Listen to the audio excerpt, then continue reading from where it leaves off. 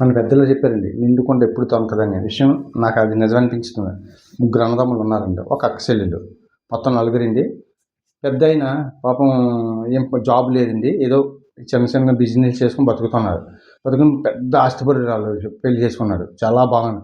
ఆమె కూడా ఎంత ఆస్తి నుంచి వచ్చినా సరే ఎప్పుడు ఎరగబడలేదు, చాలా నీట్గా ఇల్లు ఉంచుకుంటుంది, ఒక పనివాడిని పెట్టుకోలేదు, ఏమీ చేయలేదు. ఎంత నీట్గా ఉందంటే ఇల్లు బంగారంలో మెరుస్తుందంటే అంత బాగుంది.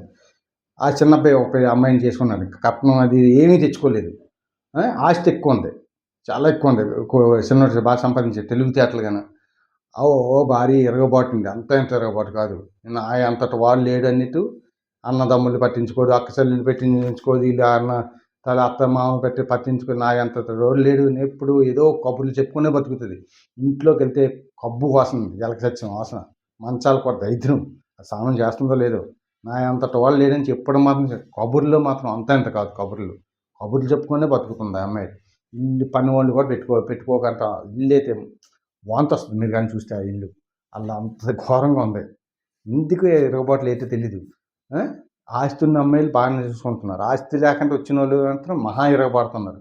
అది కొంచెం జాగ్రత్త చూసుకోండి, ఎంచేతని మనకే ఇప్పటికైనా ఇబ్బంది, జబ్బులే వస్తాయి.